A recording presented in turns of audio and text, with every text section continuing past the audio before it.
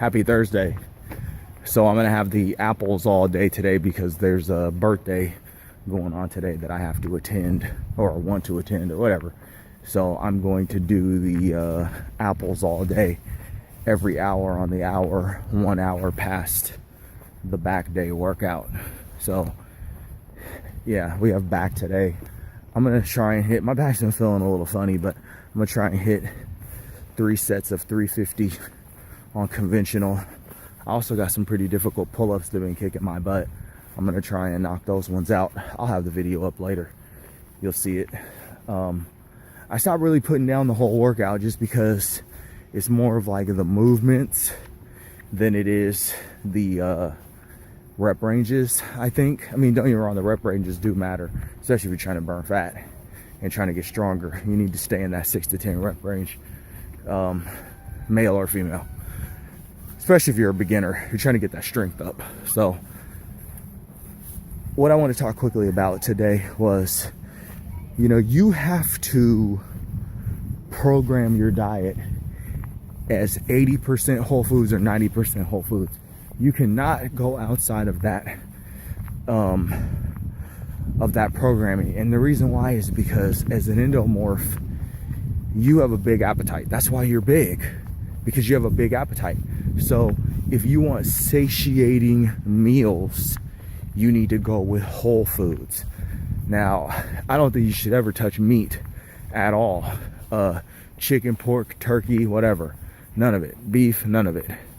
But you know, depending on what the egg is, like total, you know, like grass-filled, eating, you know, the right types of food, organic, you know, maybe, I don't know, but you know, that's a good form of protein, you know. And the reason why I say that is because it really does eliminate hunger for several hours. Maybe it's because the fat in there, you know, when I do eggs, I do the egg white, so it's not as filling. It is filling, still filling though, because the body has to go through such a process to, you know, to break down protein. You know, it's a lot of work.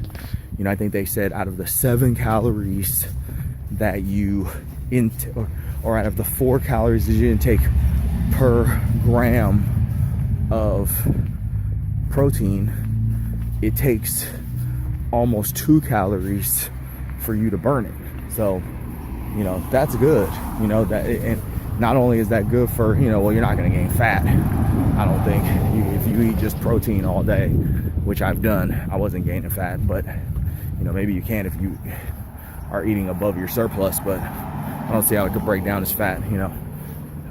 Comment and let me know if I'm wrong. I don't really give a darn if I'm wrong or not, but you know,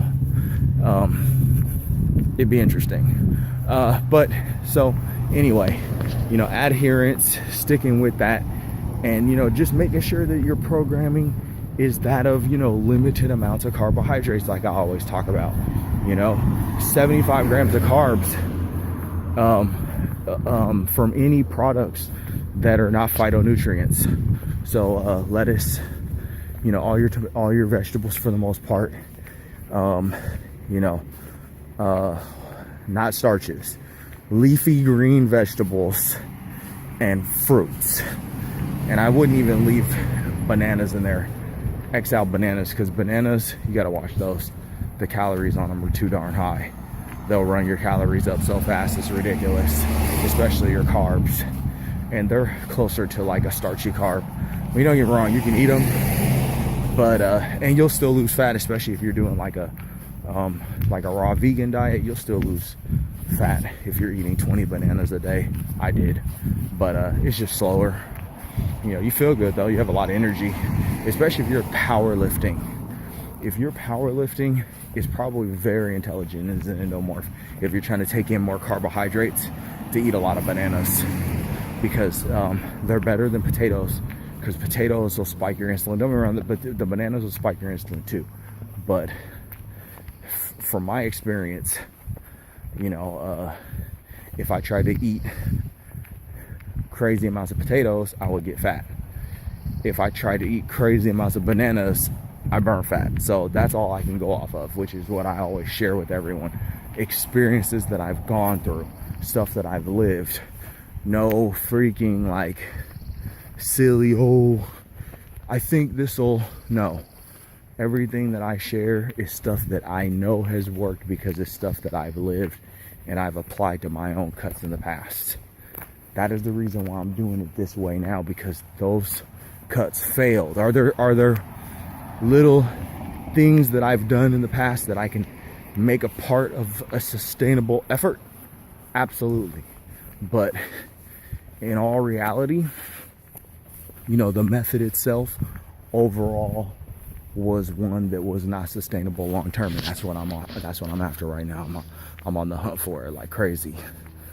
Lifestyle change, you know, making this thing totally effortless, making it super, you know, just like, this is just how I live, you know, I just do this, you know, and I stay, you know, 10%, you know, that's what I would like, you know, 10% body fat all the time.